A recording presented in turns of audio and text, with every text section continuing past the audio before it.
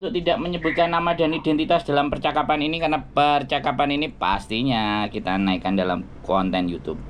Bagaimana ini Mbak E? Waduh, ini lagi live ya? Enggak, saya kan enggak tukang live.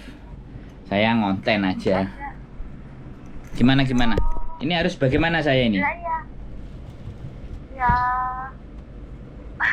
Mas Andro boleh itu apa? Lihat itu chat dulu. Oh, lihat chat. Tak lihat di chat. Ya, karena ini dalam perjalanan. Iya, tapi kalau ganggu lagi konten ya.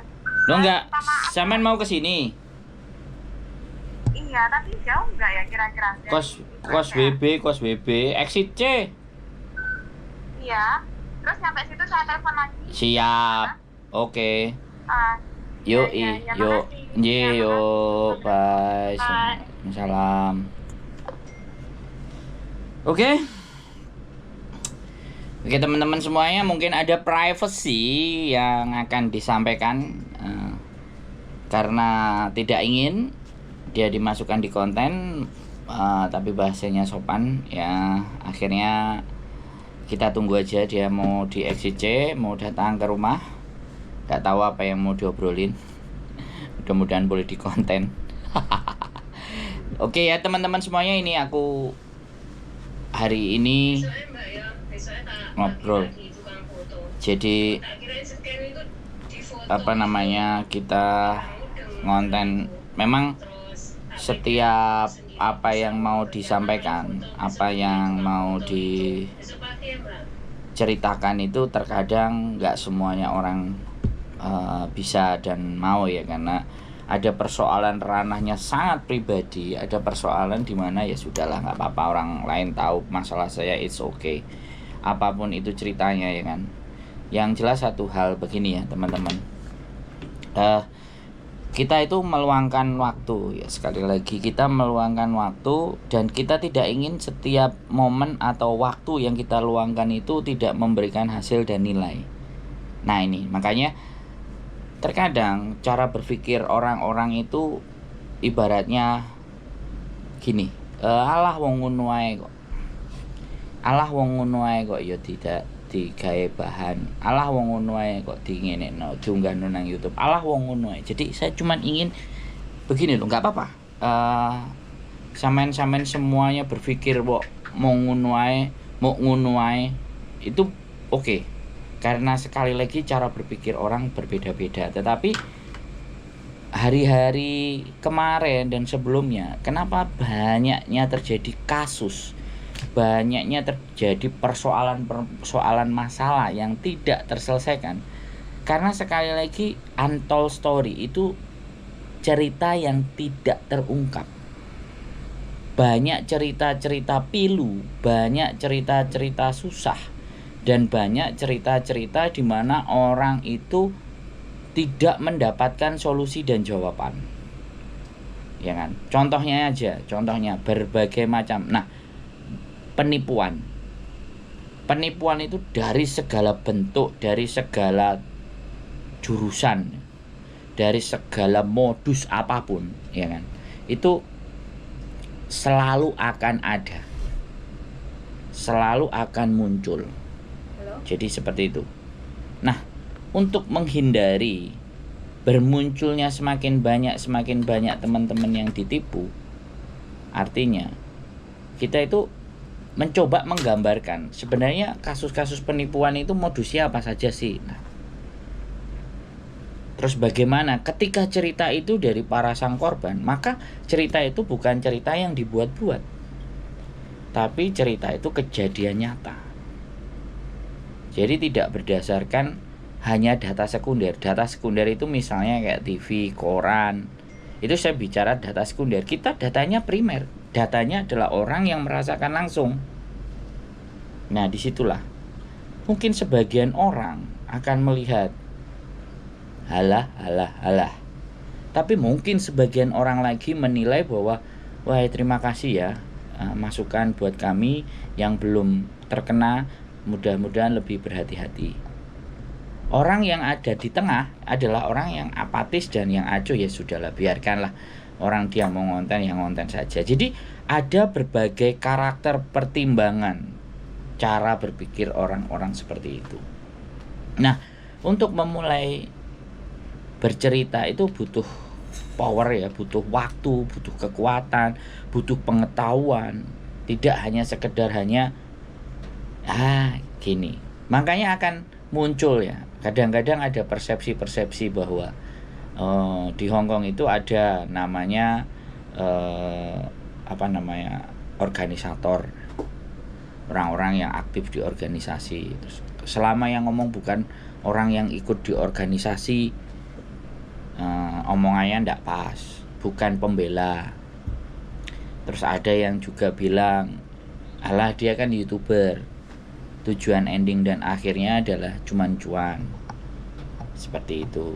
Terus ada yang berpikir, ya sudah, dia kreatif kok, dia mau mengangkat isu-isu itu ke atas, ke permukaan untuk hal yang berbaik. Jadi berbagai macam cara pandang, berbagai macam cara pola berpikir di Hong Kong. Nah, karena berbagai macamnya cara berpikir orang-orang yang di luar sana, makanya itu yang menjadikan warna-warni, itu yang menjadikan potensi, ya kan? Karena semakin macam-macam pendapatnya, ya kan? Ada yang sepakat, ada yang tidak, ada yang setuju, ada yang tidak, ada yang tak acuh, ada yang nggak peduli, ada yang bah no kono, jongkir walik, bah pengonten, rakatene ndelok kontenmu. Itu kembali lagi bahwa majemuk ya. Ketika kalian sudah menampakkan diri kalian di sosial media, ya sudah, siapapun boleh mengomentari, siapapun boleh menghujat, siapapun boleh memberikan dukungan, siapapun boleh mencaci dan memaki, siapapun itu. Karena eranya hari ini eranya keterbukaan. Nah, disitulah makanya saya semakin hari kesini itu semakin ngerasa meriah. Dan saya menginginkan bermunculan para konten-konten kreator yang mau membuat versi dan bagaimana dirinya. Itu saya sepakat. Kalau dulu kita ngobrolinnya masak, dulu ngobrolinnya ngevlog, dulu ngobrolinnya bagaimana kehidupan Hong Kong. Sekarang obrolannya sudah berubah lagi. Sekarang obrolannya adalah mengangkat isu-isu. Sekarang obrolannya adalah masalah-masalah, ya kan? Sekarang obrolannya ide-ide kreatif.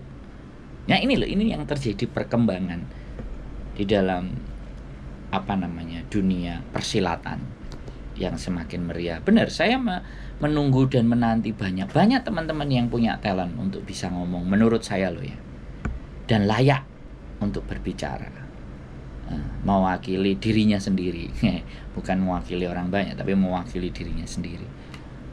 Karena era berbagi hari ini itu tidak hanya orang-orang yang punya materi, berkecukupan, orang pintar, berkemampuan, tapi justru orang-orang yang merasa tertindas, orang-orang yang merasa tidak percaya diri, orang-orang yang merasa bahwa dirinya tidak punya nilai. Itu di era-era hari ini itu semuanya bisa dijadikan nilai yang bisa dilihat banyak orang. Ya, saya ingin ya memang akan bermunculan YouTuber baru dengan tema-tema yang lebih baru lagi, membahas tentang hidup keluarganya mereka, membahas tentang bagaimana cara mendidiknya anak, itu spesifik. Jadi di situ akan menjadi sebuah kiblat bahwa di Hong Kong itu juga kaya akan YouTuber yang punya ide dan konsep. Nah, ya kan. Apalagi ini masa zamannya, ini tahunnya adalah tahun politik. Nah, ini sudah mulai panas dan ramai. Makanya kita sebelum itu datang, kita panasin sendiri dulu dengan materi-materinya teman-teman. Ada yang mau bernyanyi, ada yang mau berpuisi, ada yang mau berpantun, ada yang mau bersajak, ada yang mau bedah buku, ada yang mau membahas tentang kehidupan mereka dan keluarga. Bagaimana sih bisa tidak melanjutkan kontrak? Bagaimana sih menjalani kehidupan 20 tahun di Hong Kong? Bagaimana sih mengawali perjuangan di Hong Kong? Itu semuanya bisa dijadikan sebuah nilai. Kita lempar aja ke permukaan, kita lempar aja ke sosial media. Kita akan menangkap respon-respon itu. Jadi bukan hanya di Indonesia sana, di Hong Kong sendiri akan ada iklim. Jadi yang dilihat nggak cuman orang itu, ini, enggak, tapi semuanya. Nah, itulah tujuan saya sebenarnya di awal dulu menggembor-gemborkan komunitas YouTuber Hong Kong. Jadi saya ingin kalian semuanya itu serius ya, di Hong Kong ini sinyal, nggak kayak di Indonesia. Saya di Indonesia upload 2 atau 3 aja setengah mampus, setengah hari, rasanya gerem aja mau pingin banting. Tapi begitu di sini 15 konten, 10 konten itu nguploadnya cuma 10 menit, 6 menit, 7 menit paling lama. 15 menit itu sudah sangat paling lama karena memang kecepatan di sini hampir 700-800 Mbps. Dan itu luar biasa powerful. Makanya kenapa sih negara-negara yang bisa dianggap maju itu karena penyebaran informasinya itu sangat cepat. Informasi itu juga mendukung percepatan kondisi dan keadaan. Di kampung ini ada komoditi ini, di kampung ini membutuhkan komoditi ini, di kampung ini ada pabrik ini, di kampung itu ada pabrik itu. Jadi orang lebih banyak tahu, lebih banyak informasi yang naik ke permukaan itu lebih banyak pada orang-orang, sehingga terkumpullah hasil silaturahim tadi. Kekurangan di satu tempat ditutupi dengan tempat lain, informasi satu tempat bisa dikonsumsi sama yang lain, maka itu akan terjadi sebuah pertukaran. Makanya kenapa dunia ini tidak diciptakan hanya ada cuma 1 orang atau 2 orang. Makanya kenapa di dunia ini diciptakan juga orang-orang banyak gitu, dengan berbagai karakter dan warna. Artinya supaya memang saling mengasihi, saling mencintai, saling bekerja sama, saling berkontribusi. Nah, seperti itu ya. Hong Kong ini adalah tempat di mana kita itu bisa berkembang. Tapi kembali lagi butuh effort yang besar untuk membuka jalan dan cara berpikir teman-teman semuanya, termasuk saya juga. Kita mau ngapain nih di Hong Kong? Di Hong Kong ada apa? Apa yang bisa saya perbuat selain saya hanya di rumahnya majikan berkarya? Jadi seperti itu buat teman-teman semuanya. Mungkin ini sedikit renungan atau sedikit kok gleweh mari mangan salad, bojoku mari mangan salad langsung gleweh. Jadi apapun itu ceritanya, saya selalu tetap mendukung kalian untuk terus berkarya. Terserah mau di sosial media model manapun, Facebook, YouTube. Cuman kadang-kadang saya sedikit tadi ngelihat ada nge-share ya kan, grupnya majikan adalah seorang CC yang hanya pakai handuk. Dan kenapa? Itu loh teman kita gitu. Kenapa justru malah itu jadi bahan tontonan? Coba kemarin yang mengkritisi bahwa karya yang bikin channel YouTube kok isinya begini dan begitu, coba yang kayak gitu dikritik dong. Nge-share yang kayak gitu. Maaf, saya cuma ngelihat, saya cuma berpikir bahwa ayo bijaklah dalam bersosial media. Mana lebih baik kalian jangan membuli teman kalian, bulilah saya saja gitu. Silahkan kalian membuli, asalkan jangan teman kalian, jangan sesama kalian. Bulilah saya, main ke channel YouTube saya. Oke, keep stay tune my YouTube channel and see you next video. Bye bye.